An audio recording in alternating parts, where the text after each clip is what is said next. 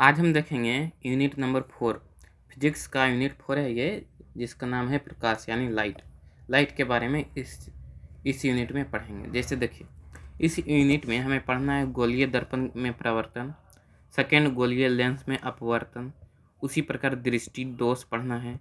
फिर 4 पॉइंट होगा श्वेत प्रकाश एवं वर्णपट यानी स्पेक्ट्रम के बारे में पढ़ना है, और वाइट लाइट के बारे में पढ़ना है।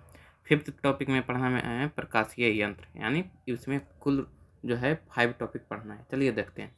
इसमें फर्स्ट टॉपिक है गोलीय दर्पण में बना प्रतिबिंब, यानी गोलीय दर्पण में परावर्तन में। जैसे देखिए, यहाँ लिखना है हमें फर्स्ट टॉपिक जो है वह है गोलीय दर्पण में परावर्तन। गोलीय दर्पण में परावर्तन, इसमें देखिए, इसमें एक सब टॉपिक आता है गोलीय दर्पण में परावर्तन में, वो पढ़ते हैं पहले गोलीय दर्पण में बना प्रतिबिंब।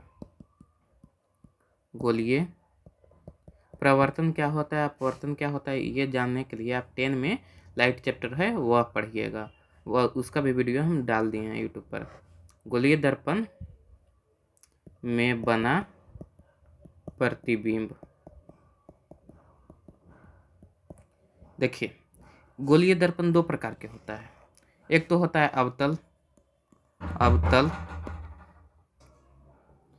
अवतल दर्पण, और इसको बोलते हैं अभिसारी दर्पण, यह भी ध्यान रखिएगा। अभिसारी यानी कन्वर्जिंग दर्पण। और सेकेंड होता है इसमें, वह है उत्तल दर्पण।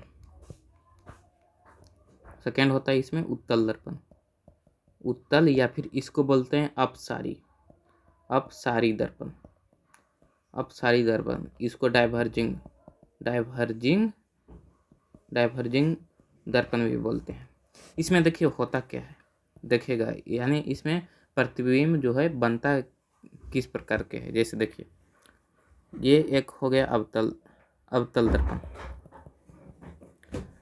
दर्पण में देखिए, ये इसका मुख्य अक्ष हो गया, यहाँ पे अनंत दूरी हो गया, ये सी है, ये जो है बिंदु सी है, और इसके बीच के बिंदु एफ यानी फोकस है। फोकस और सी ये जो अच्छा से आप यदि डिटेल में पढ़ना चाहते हैं तो 10 का लाइट चैप्टर जाके पढ़िएगा। इसमें देखिए, अब यदि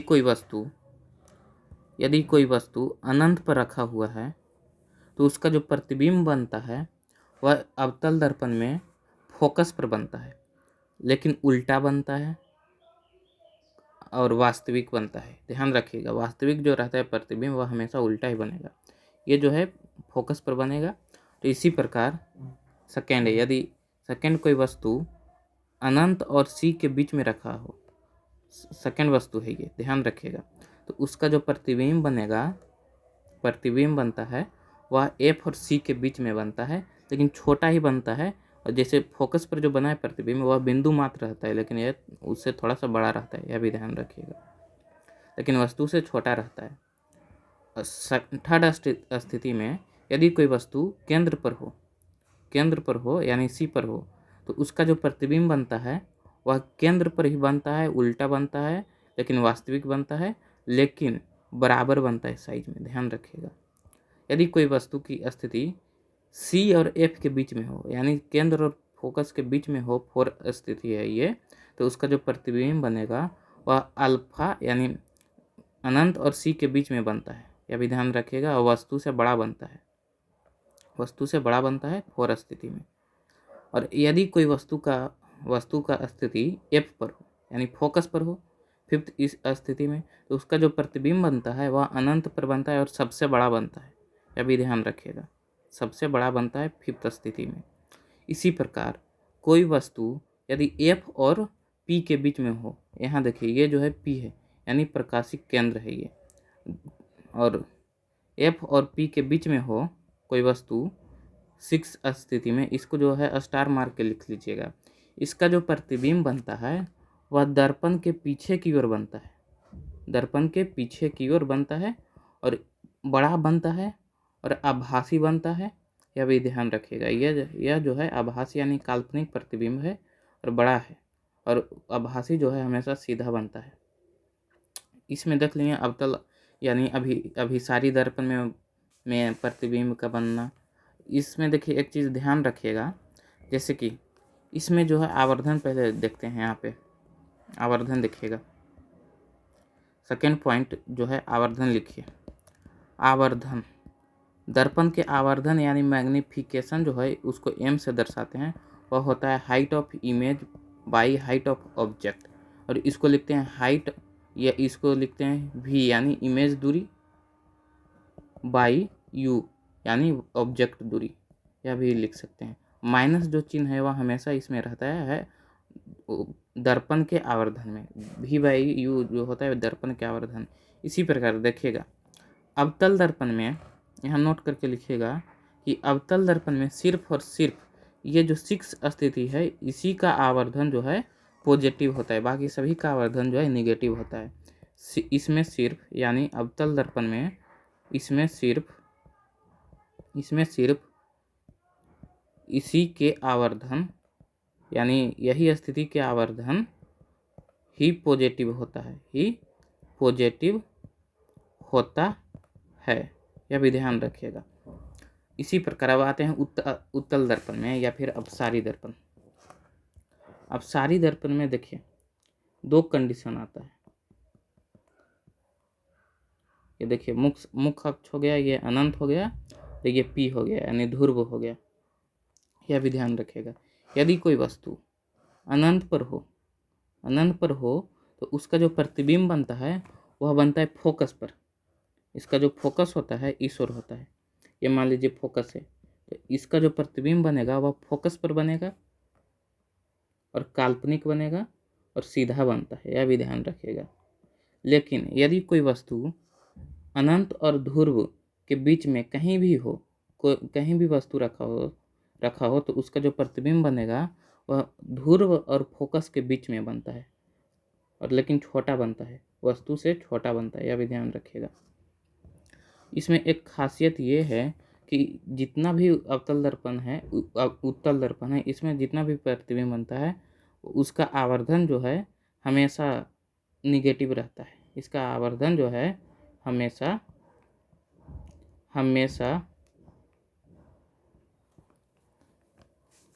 हमेशा जो है पॉजिटिव रहता है, ध्यान रखिएगा।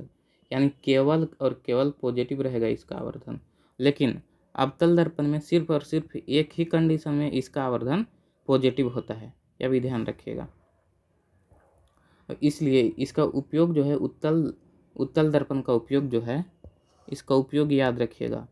उत्तल दर्पण का उपयोग जो है वो हम करते हैं साइड मिरर के रूप में, गाड़ी में जो साइड मिरर रहता है उसके रूप में, और बाकी जितना भी उपयोग होता है सभी में जो है अवतल दर्पण का उपयोग होता है, यह ध्यान रखिएगा। याद करने के यही अच्छा ट्रिक है। अब चलिए देखते हैं आवर्धन में आते हैं।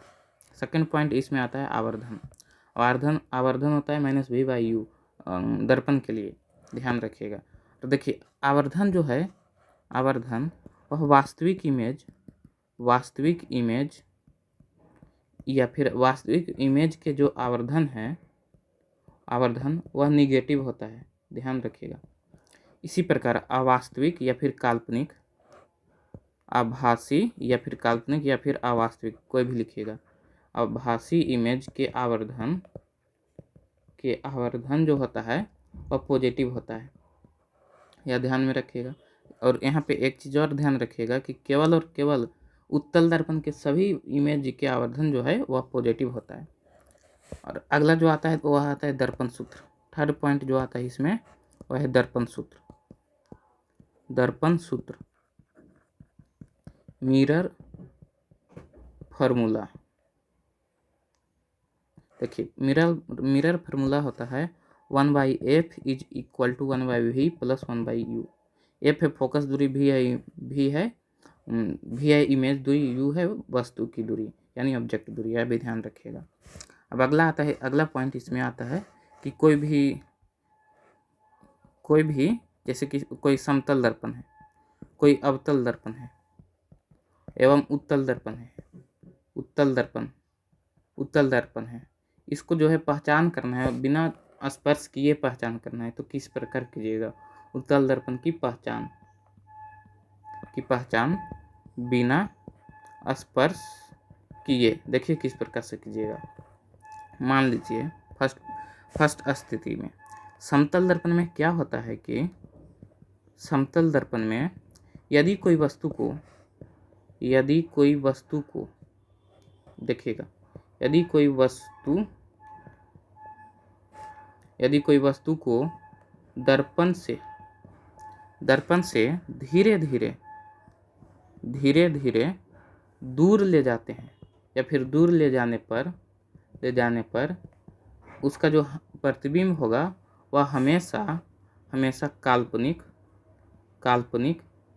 काल्पनिक यानी सीधा बनेगा और साइज में बराबर या फिर आवर्धित यानी बड़ा बन सकता है। आवर्धित यह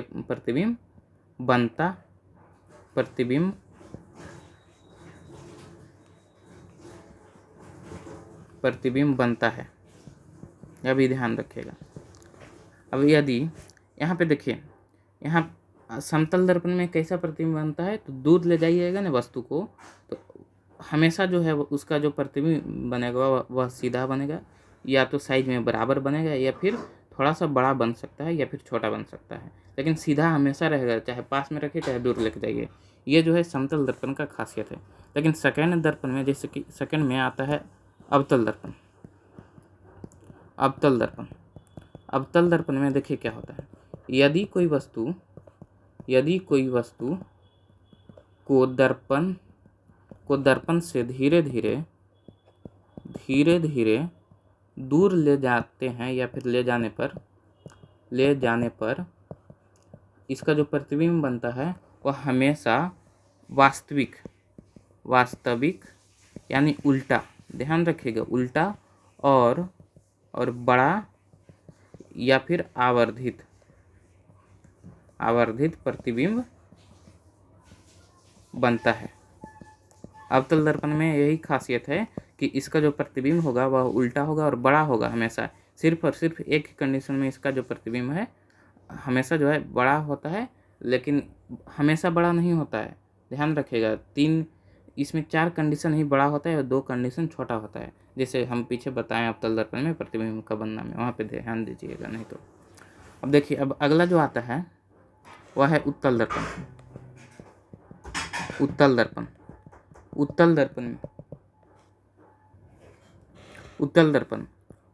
दर्पण में यदि कोई वस्तु को दर्पण से धीरे धीरे दूर ले जाते हैं तो इसमें जो प्रतिबिंब बनता है वह हमेशा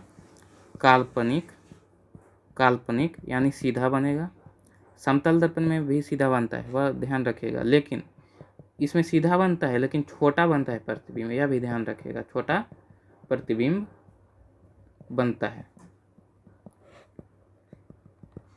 अब आगे चलते हैं। अगला जो पॉइंट आता है, 5th पॉइंट इसमें, वह है कि 2 समतल दर्पणों के बीच बने प्रतिबिंबों की संख्या को ज्ञात करना।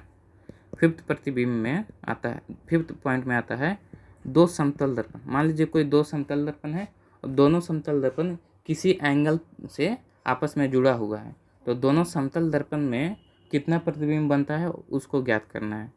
2 समतल दर्पणों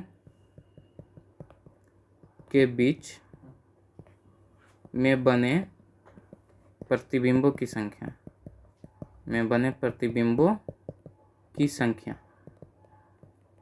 देखिए, मान लीजिए 2 समतल दर्पण के बीच बने प्रतिबिंबों की संख्या n है, तो देखिएगा, यदि n इज इक्वल टू होगा m-1, जब m, जैसे m यहाँ पे क्या चीज़ है, m जो है 360 डिग्री बाई थीटा यहाँ पे क्या चीज़ है, तो दोनों समतल दर्पण के बीच बना कोण है थीटा, यह ध्यान रखिएगा। और यहाँ पे देखिए, जब m का मान सम हो तब ये सूत्र उपयोग कीजिएगा, और यदि m का मान विषम हो तो जब m का मान विषम हो तो n इज इक्वल टू हो जाता है m, n is equal to हो जाता है m, यह भी ध्यान रखिएगा। लेकिन जब m का मान यानी 360 बाई थीटा जो हो विषम हो, जब m जो है विषम हो। और यहाँ पे एक दो कंडीशन और आता है विषम में, यदि जो है समद्विभाजक पर स्थित हो कोई भी एक प्रतिबिंब, या फिर कोई भी वस्तु जो है समद्विभाजक पर स्थित हो तो n इज इक्वल टू हो जाता है m-1। लेकिन वही वस्तु यदि असमद्विभाजक पर यानी समद्विभाजक पर नहीं स्थित है तो वही सूत्र हो जाता है n is equal to m। असमद्विभाजक पर हो तो n इज इक्वल टू हो जाता है m, यह भी ध्यान रखिएगा। अब अगला आता है टॉपिक, वह आता है लेंस में बना प्रतिबिंब। जैसे देखिए सेकंड जो है वह आता है गोलीय लेंस में अपवर्तन। सेकंड टॉपिक है गोलीय लेंस में अपवर्तन। गोलीय लेंस में अपवर्तन और परावर्तन समझने के लिए क्लास 10 का लाइट चैप्टर जाके पढ़िएगा। इसमें देखिए फर्स्ट जो टॉपिक आता है वह है गोलीय लेंस में बना प्रतिबिंब। गोलीय लेंस में बना प्रतिबिंब किस प्रकार से गोलीय लेंस में बनता है प्रतिबिंब। जैसे देखिए मुख्य रूप से दो प्रकार के होता है गोलीय लेंस। एक तो होता है उत्तल लेंस, उत्तल या फिर इसको बोलते हैं अभिसारी लेंस, और इसको कन्वेक्स या फिर कन्वर्जिंग लेंस बोलते हैं, यह भी ध्यान रखिएगा। और सेकेंड होता है अवतल या फिर इसको बोलते हैं अपसारी लेंस, अवतल लेंस या फिर अपसारी लेंस। इसको बोलते हैं कनकेव या फिर इसको जो है डाइवर्जिंग लेंस भी बोलते हैं। इसमें देखिए किस प्रकार से प्रतिबिंब बनता है। इसमें जो है सभी प्रतिबिंब, यहाँ ध्यान रखिएगा कि उत्तल लेंस में इसमें सभी प्रतिबिंब वास्तविक जो प्रतिबिंब बनता है वह हमेशा उल्टा रहता है, यह भी ध्यान रखिएगा। वास्तविक इमेज बनता है। लेकिन यहीं पे अवतल दर्पण या अवतल लेंस में जो है, इसमें जो है हमेशा आभासी यानी सीधा, जो आभासी होता है प्रतिबिंब वह सीधा होता है, यह भी ध्यान रखिएगा। इमेज बनता है।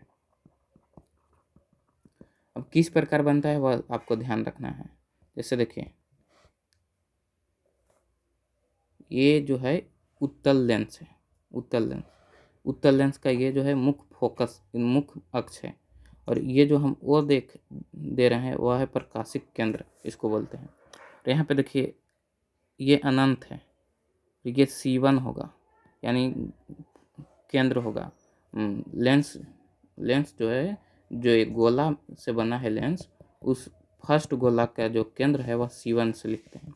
इसी प्रकार सेकेंड गोला के जो केंद्र होता है वह उसको हम C2 से लिखते हैं। इसी प्रकार F1 और F2 से भी लिखते हैं। लेकिन यह ध्यान रखिएगा कि इसका जो फोकस होता है वह किस ओर होता है। फर्स्ट गोला के जो फोकस होता है वही जो है इसका फोकस होता है, यानी F2 जो है इसका मुख्य फोकस है, यह भी ध्यान रखिएगा। और मुख्य फोकस जो है पॉजिटिव होता है इसका, ये जो है आपको 10 के चैप्टर में, लाइट चैप्टर में आपको बताया गया होगा। F2 होगा यहाँ पे, ये C2 और ये F2, ध्यान रखिए ये F2। यदि कोई वस्तु अनंत पर हो तो उसका जो प्रतिबिंब बनता है वह फोकस पर बनता है, यह भी ध्यान रखिए। कोई वस्तु जो है अनंत पर है तो उसका जो प्रतिबिंब बनेगा वह है फोकस पर बनेगा। ये फोकस है और ये केंद्र है, उसका जो प्रतिबिंब बनेगा फोकस पर बनेगा और उल्टा बनेगा और बिंदु मात्र बनता है, यह भी ध्यान रखिएगा। इसी प्रकार कोई वस्तु अनंत और केंद्र के बीच में हो तो उसका जो प्रतिबिंब है वह भी फोकस और केंद्र के बीच में बनता है। फोकस और केंद्र के बीच में बनता है, लेकिन छोटा बनता है, लेकिन बिंदु मात्र से थोड़ा सा बड़ा बनता है, यह भी ध्यान रखिए। इसी प्रकार कोई वस्तु केंद्र पर हो, कोई वस्तु केंद्र पर हो तो उसका जो प्रतिबिंब बनेगा वह भी केंद्र पर बनेगा और जो है वस्तु के साइज में बराबर बनेगा।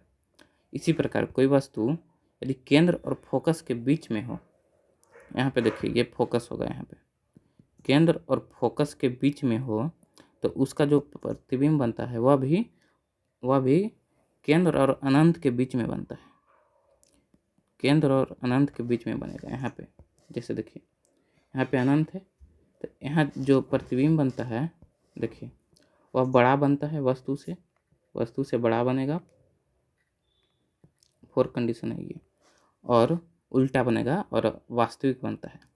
इसी प्रकार यदि कोई वस्तु फोकस पर रखा हुआ है तो उसका जो प्रतिबिंब बनेगा वह अनंत पर बनेगा और सबसे बड़ा बनता है। ये 5th स्थिति है इस वस्तु का। इसी प्रकार कोई वस्तु जो है फोकस और प्रकाशिक केंद्र के बीच में हो, ये जो है स्टार देख के हम इसको लिख रहे हैं जो कि इम्पोर्टेंट सबसे ज़्यादा है।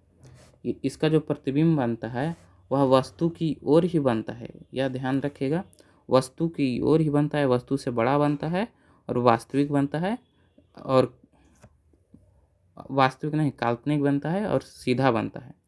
यह स्टार का है इमेज। और इसमें एक चीज़ ध्यान रखिएगा कि इसमें सिर्फ और सिर्फ एक ही का आवर्धन, इसका ही आवर्धन जो है निगेटिव है, आवर्धन निगेटिव होता है। बाकी जितना भी वस्तु का इमेज इमेज और वस्तु के हाइट जो है निकालिएगा अनुपात उसका, तो जितना भी आएगा सभी का उस अनुपात में जो आएगा वह पॉजिटिव आएगा। जैसे कि आवर्धन होता क्या है, -v/u होता है, आवर्धन जो है v/u होता है, इमेज इसमें आवर्धन जो है v/u होता है, यह भी ध्यान रखिएगा नहीं। और जो इमेज जो कि लेकिन जो दर्पण में आवर्धन होता है वह -v/u होता है। सेकंड में आते हैं, सेकंड लेंस में देखिए 2 स्थिति ही बनता है, सिर्फ और सिर्फ इसमें सिर्फ 2 स्थिति ही बनता है अवतल लेंस में। ये देखिए ये जो है O प्रकाशिक केंद्र है, ये अल्फा यानी अनंत है, और यहाँ पे देखिए F1 यानी फोकस केंद्र है। अब देखिए यहाँ पे अनंत पे कोई वस्तु है जिसका इमेज जो है बनता है कहाँ, तो फोकस पर बनता है और सीधा बनता है और काल्पनिक बनता है, ध्यान रखिएगा, और बिंदु मात्र बनता है। इसी प्रकार कोई वस्तु अनंत और फोकस के बीच में कहीं भी हो, अनंत और प्रकाशिक केंद्र के बीच में कहीं भी हो, फोकस ही नहीं सिर्फ अनंत और प्रकाशिक केंद्र यानी O के बीच में कहीं भी हो, तो उसका जो इमेज बनता है और F और O के बीच में कहीं भी बन सकता है, लेकिन छोटा बनता है, लेकिन बिंदु मात्र नहीं बनता है, यह भी ध्यान रखिएगा। तो इसमें जो है आवर्धन हमेशा पॉजिटिव होता है, इसमें सभी के आवर्धन, इसमें आवर्धन जो है हमेशा पॉजिटिव होता है। देखिए अब अगला आता है इसी में लेंस सूत्र। अब इसी में आता है लेंस सूत्र, सेकंड में लेंस सूत्र होता है 1/f is equal to 1/v minus 1/u। v क्या है तो इमेज दूरी है, u क्या है तो यहाँ पे ऑब्जेक्ट दूरी है, यहाँ भी ध्यान रखिएगा। अब अगला आता है यहाँ पे लेंस क्षमता। थर्ड पॉइंट है कि कोई भी लेंस है उसका क्षमता हम कैसे निकालेंगे, लेंस की क्षमता यानी लेंस क्षमता, इसको डिनोट करते हैं p से यानी पावर से।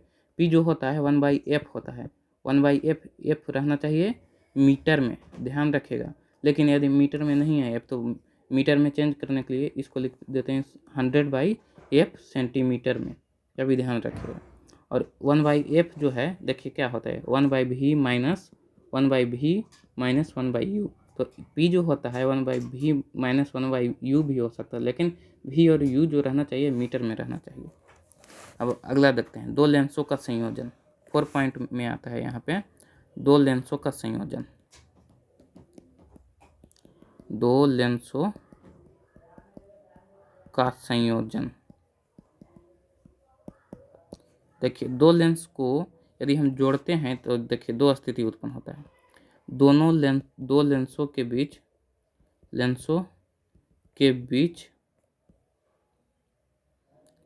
दूरी 0 है, यानी दूरी नहीं है, तो क्या होगा?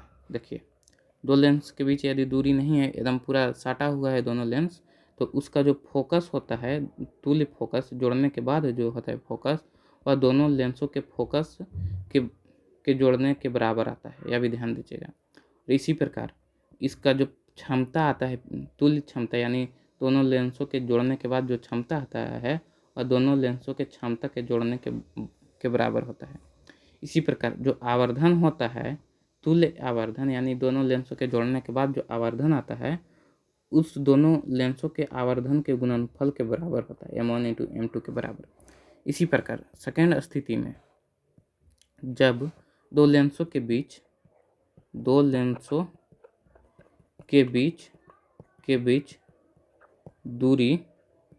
दूरी d हो, तो मान लीजिए कोई दो लेंस उस पूरा जो है सटा हुआ नहीं है, उसके बीच में कुछ दूरी है जिसको हम d माने हैं, तो इसमें जो होता है, इसमें जो तुल्य फोकस होता है, यानी जोड़ने के बाद जो फोकस आता है वह आता है 1/f plus 1/f2 minus d/f1 into f2 के, यह भी ध्यान रखिएगा। इसी प्रकार P तुल्य जो होगा, यानी जोड़ने के बाद जो क्षमता आता है टोटल, वह होगा P1 plus P2 minus d into P1 into P2 के। अब अगला जो टॉपिक है इसमें कि कोई भी लेंस जो है उसको पहचान कैसे करें बिना स्पर्श किए, फिफ्थ टॉपिक होगा इसमें। जैसे देखिए कांच, उत्तल लेंस, अवतल लेंस की पहचान बिना स्पर्श किए, यानी बिना छुए, बिना स्पर्श किए किस प्रकार से हम करेंगे। जैसे देखिएगा इसमें भी दर्पण जैसा होगा। जैसे कांच में क्या होता है, कांच में क्या होगा कि कोई भी वस्तु इसमें छपे, कोई भी वस्तु जैसे पेपर में कांच क्या करता है कि कोई भी वस्तु या फिर पेपर में छपे अक्षर जो होता है, पेपर में छपे अक्षर या फिर कॉपी किताब में जो अक्षर रहता है छपा हुआ, उसका जो है वास्तविक आकार दिखाता है, वास्तविक आकार के बराबर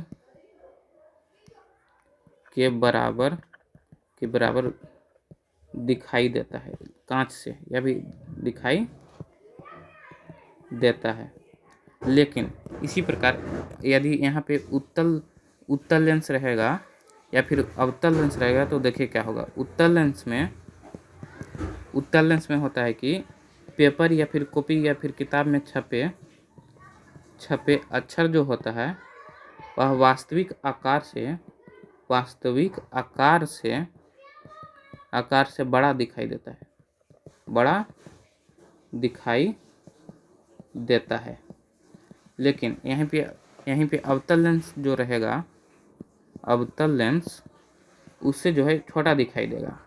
देखिए कांच से वही आकार रहेगा अक्षर का, लेकिन अब उत्तल लेंस से जो रहेगा अक्षर वह बड़ा दिखाई देगा, अवतल लेंस से जो रहेगा अक्षर वह छोटा दिखाई देगा।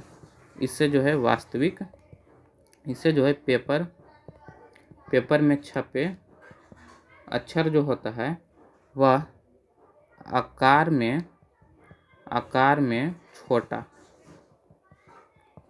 में छोटा दिखाई पड़ता है या फिर दिखाई देता है, यह ध्यान रखेगा। अब अगला जो टॉपिक आता है वह है दृष्टि दोष, यानी डिफेक्ट्स ऑफ विजन। थर्ड जो टॉपिक आता है इसमें, थर्ड टॉपिक है वह है दृष्टि दोष,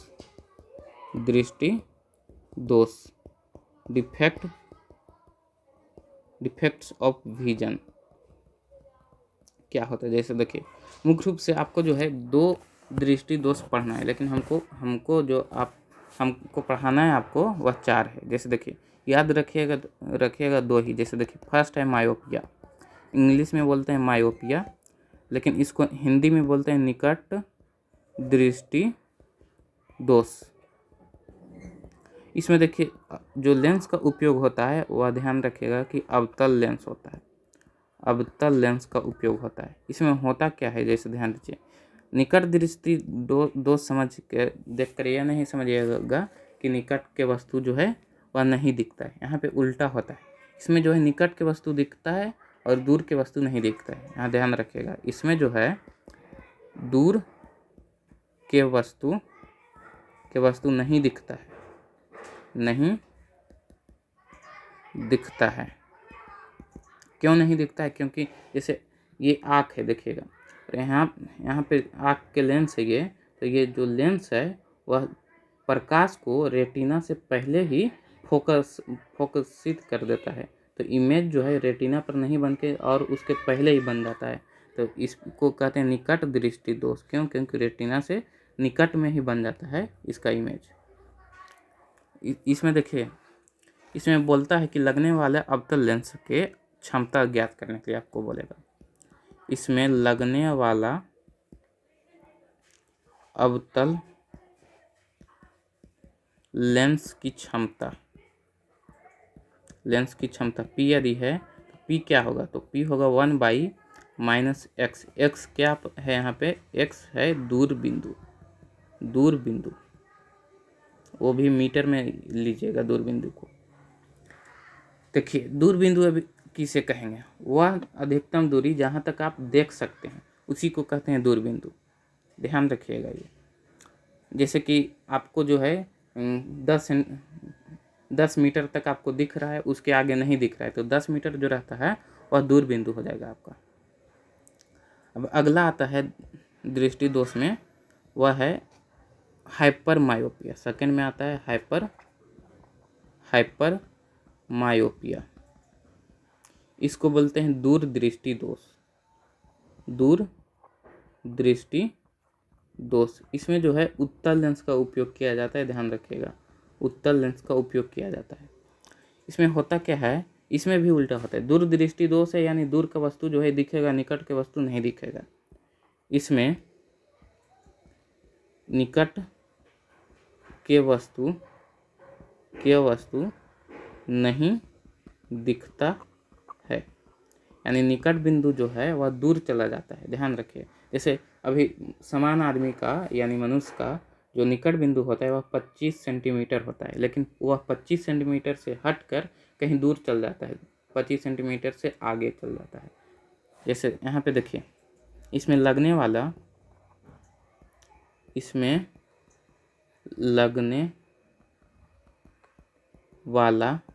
उत्तल लेंस की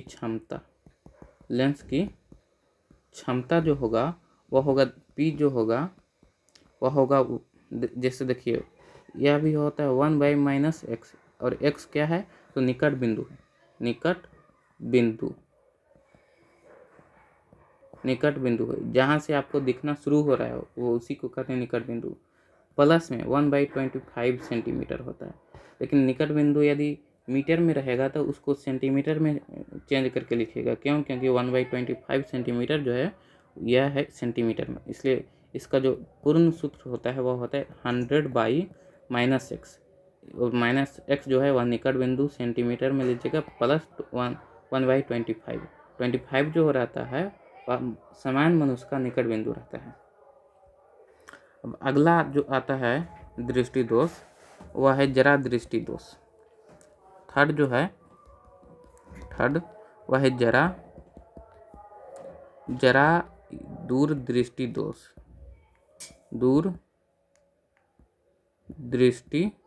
दोष। इसमें क्या होता है? जैसे देखिए, आपके जो आँख रहता है वो उसमें जो लेंस रहता है आँख में, उसको छोटा यानी पतला और मोटा जो करता है वह सिलियरी मसल्स कम करता है। लेकिन जब बूढ़ा हो जाता है आदमी या फिर कमजोरी रहता है तो सिलियरी मसल्स जो है वह कमज़ोर हो जाता है और ज़्यादा ना तो पतला कर पाता है लेंस का, ना मोटा। तो इससे जो है निकट के वस्तु भी और दूर के वस्तु भी नहीं दिखाई देता है। इसमें जो है, यहाँ ध्यान रखिएगा, इसमें सिलियरी मसल्स कमजोर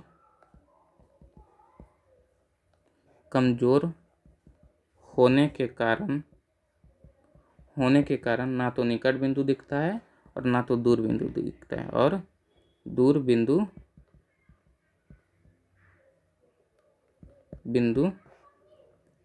भी नहीं दिखाई देता है,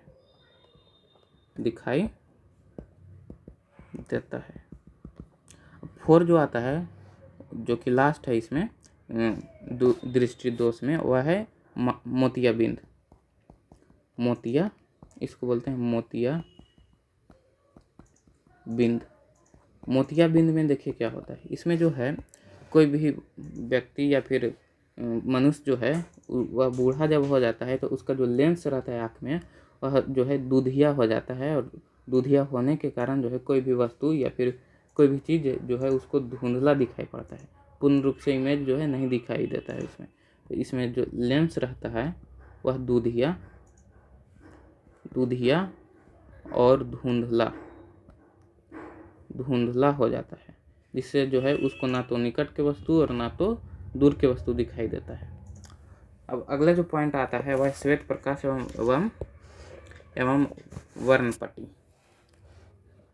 फोर जो टॉपिक है वह है श्वेत प्रकाश एवं वर्णपटी, इसको बोलते हैं spectrum, white light and spectrum, यह भी ध्यान रखिएगा। इसमें देखिए पहले देखते हैं कि श्वेत प्रकाश, फर्स्ट जो है वह है श्वेत प्रकाश। यहाँ देखिए श्वेत प्रकाश में मुख्य रूप से 7 अवयव होते हैं। श्वेत प्रकाश में 7 कलर होता है, वह भी ध्यान रखिएगा।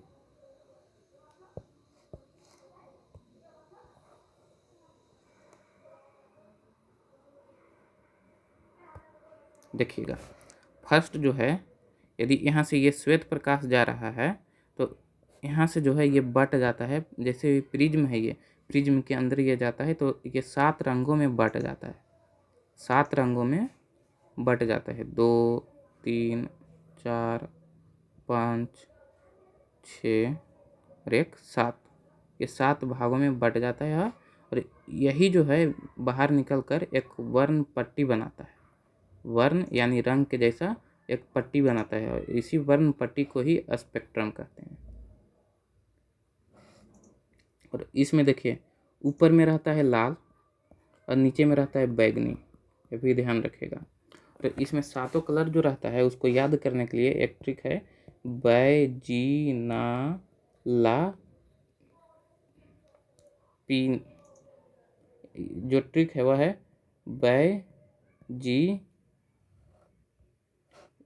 है वह है बैजानी हा पी नाला, बैजानी हा पी नाला। इसको इंग्लिश में बोलते हैं विबग्योर, VIBGYOR, जैसे बै से हो गया बैगनी।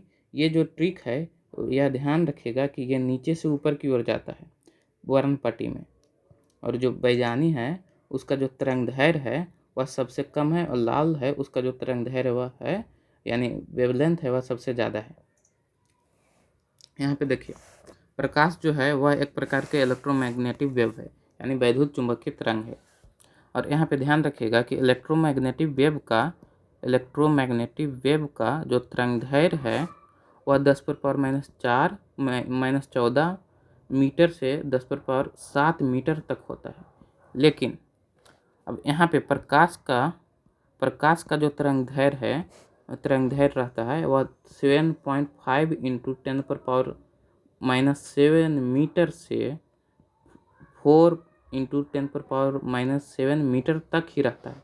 यानी इसको हम बोलते हैं 7500 एंगस्ट्रॉम से लेकर 4000 एंगस्ट्रॉम तक ही प्रकाश का तरंगदैर्घ्य रहता है। इसी प्रकार 2 और है, वह है पराबैंगनी किरण। इसका जो तरंगदैर्घ्य रहता है वह 4000 एंगस्ट्रॉम से कम रहता है, यह भी ध्यान रखेगा। इसी प्रकार अवरक्त किरण, इसको बोलते हैं इंफ्रारेड किरण, इंफ्रारेड रे। इसका जो तरंगदैर्घ्य रहता है वह 7500 एंगस्ट्रॉम से अधिक रहता है। यहाँ पे देखिए प्रकाश के तरंग दैर्घ्य है 7500 एंगस्ट्रॉम से 4000 एंगस्ट्रॉम तक। अब यदि 7500 एंगस्ट्रॉम से ज़्यादा है तो वह अवरक्त किरण है। यदि 4000 एंगस्ट्रॉम से कम है किसी किरण का तरंग दैर्घ्य तो वह जो है पराबैंगनी किरण रहेगा। इसी प्रकार अब आगे आते हैं वस्तुओं में रंग के बारे में। इसमें सेकेंड टॉपिक आता है, वह है वस्तुओं में रंग। वस्तुओं में रंग या फिर वस्तुओं के रंग किस प्रकार दिखाई देता है। जैसे देखिए रंग जो है मुख्य रूप से 3 प्रकार के होता है, यह भी ध्यान दीजिएगा यहाँ पे। जैसे देखिए रंग जो है, यहाँ देखिए यहाँ पे हम त्रिभुज बनाए, त्रिभुज के तीनों कोण पर प्रथम वर्ण लिखते हैं, यानी प्राथमिक रंग लिखते हैं। एक तो होता है रेड, सेकेंड होता है ग्रीन, थर्ड होता है ब्लू। यहाँ पे देखिए इसको लिखने के बाद प्रथम वर्ण तो यही रहता है 3, लेकिन एक द्वितीय वर्ण होता है। द्वितीय वर्ण को हम सभी भुजा के मध्य में लिखते हैं। जैसे येलो हो गया यहाँ पे मैजेंटा हो गया, मैजेंटा। यहाँ पे जैसे देखिए यहाँ पे हो गया श्यान, CYAN, श्यान इसको पढ़ते हैं, ठीक है। तो ग्रीन और रेड के मिलने से जो बनता है वह येलो बनता है, यह भी ध्यान रखिएगा। इसी प्रकार रेड और ब्लू के मिलने से जो बनता है वह मैजेंटा बनता है, और ग्रीन और ब्लू के मिलने से जो बनता है वह श्यान बनता है। लेकिन यह भी ध्यान रखिएगा कि रेड और श्यान के मिलने से जो बनता है वह वाइट कलर बन जाता है। इसी प्रकार ग्रीन और मैजेंटा से जो मिलकर बनता है वह वाइट कलर बन जाता है। इसी प्रकार ब्लू और येलो से मिलकर जो बनता है वह वाइट बन जाता है, यह भी ध्यान रखिएगा। जो वाइट बनाता है रंग, जो 2 रंग वाइट कलर बनाता है वह आपस में संपूरक वर्ण होता है, यह भी ध्यान रखिएगा। जैसे ब्लू है और येलो है, दोनों मिलकर वाइट बना रहा है तो दोनों ब्लू और येलो जो है संपूरक वर्ण है। इसी प्रकार ग्रीन और मैजेंटा दोनों मिलकर वाइट बना रहा है तो दोनों जो रंग है वह संपूरक वर्ण रंग रहेगा। अब अगला पॉइंट आता है इसमें, वह है प्रकाशीय यंत्र। 5th टॉपिक है जो कि लास्ट है इसमें, प्रकाशीय यंत्र। यहाँ पे जैसे देखते हैं प्रकाशीय यंत्र, इसको बोलते हैं ऑप्टिकल इंस्ट्रूमेंट। इसमें आपको तीन प्रकार के प्रकाशीय यंत्र के बारे में पढ़ना है। फर्स्ट है सरल या फिर समान सूक्ष्मदर्शी। सरल या फिर समान सूक्ष्मदर्शी, इसको बोलते हैं सिंपल माइक्रोस्कोप। इसमें देखिए क्या होता है, इसमें जो है उत्तल लेंस का उपयोग होता है। इसका चित्र हम आपको बना के दिखा रहे हैं। उत्तल लेंस का उपयोग होता है, जैसे यहाँ पे कोई वस्तु रखा हुआ है, तो इसका जो इमेज बनता है, जैसे ध्यान दीजिएगा,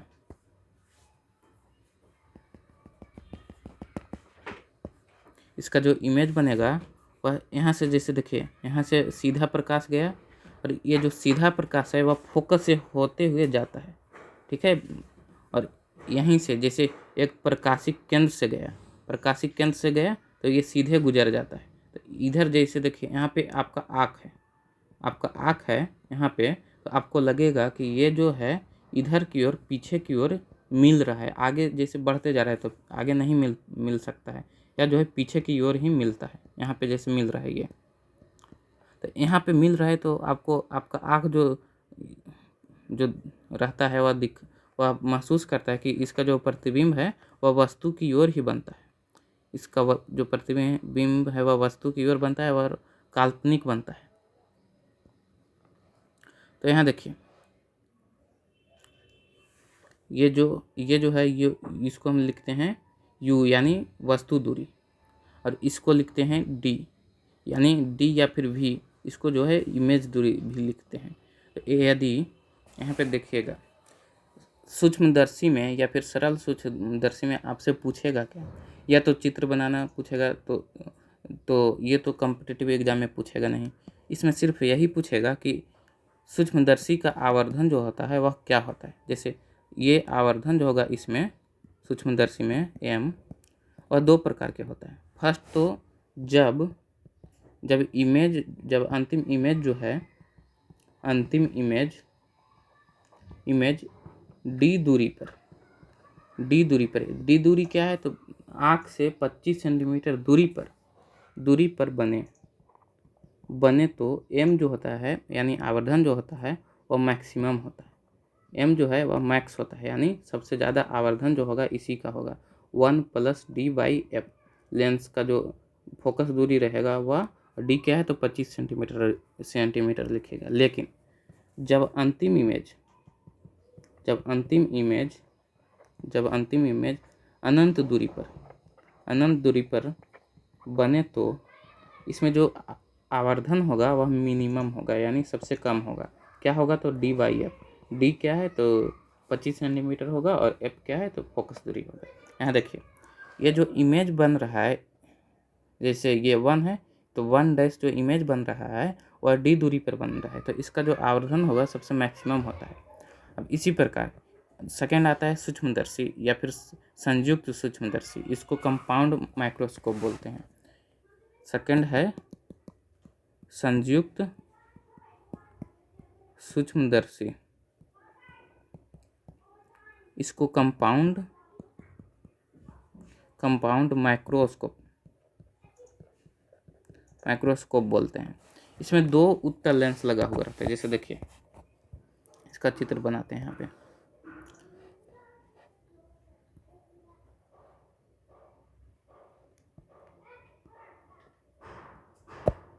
एक लेंस ये है और सेकेंड लेंस ये है। एक लेंस बड़ा रहता है, एक लेंस छोटा रहता है, यह भी ध्यान रखिएगा। ये इसका ये जो है मुख्य अक्ष है इसका, ये जो है प्रकाशिक केंद्र है दोनों लेंस का। यदि कोई वस्तु यहाँ पे, जैसे यहाँ पे रखा हुआ है कोई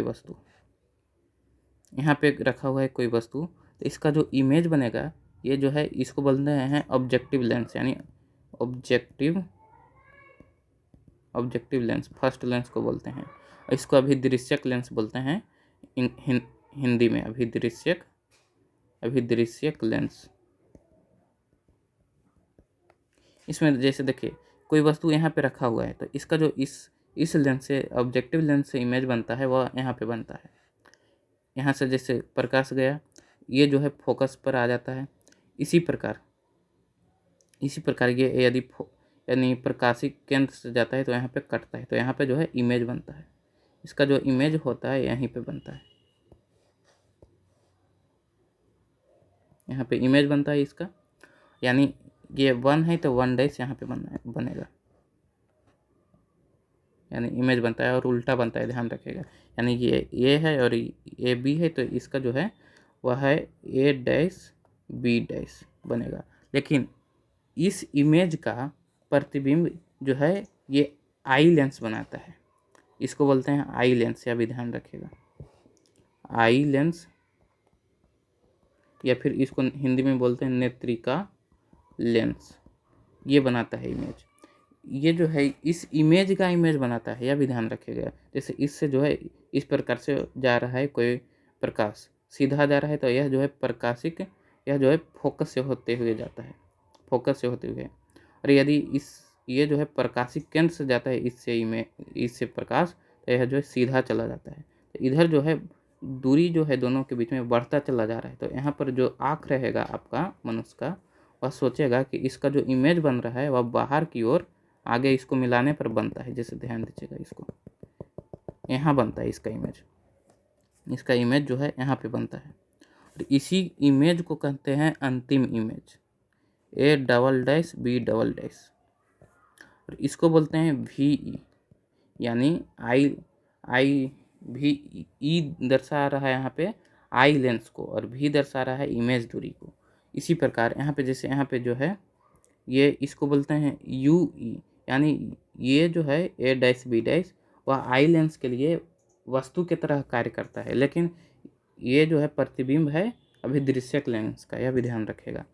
UE यानी ये बी डैश ओ के बीच की दूरी जो है उसको बोलते हैं यूई। इसी प्रकार ये जो है वस्तु दूरी इसको बोलते हैं यूओ, यानी ऑब्जेक्टिव लेंस के वस्तु दूरी। इसी प्रकार इसको ऑब्जेक्टिव लेंस से इस प्रतिबिंब तक इसको बोलते हैं वीओ, यानी ऑब्जेक्टिव लेंस के प्रतिबिंब दूरी। अब आगे चलते हैं। देखिए इसमें आपको याद क्या रखना है, आपको याद यही रखना है कि इसमें जो आवर्धन होता है वह किस प्रकार होता है। आवर्धन यानी मैग्निफिकेशन जो होता है वह दो प्रकार के होता है। जब अंतिम इमेज डी दूरी पर बने तो डी दूरी क्या है, तो 25 सेंटीमीटर पर बने तो एम जो होता है यानी आवर्धन जो होता है वह मैक्सिमम होता है, और कितना होता है तो वह v by u into 1 plus d by f E.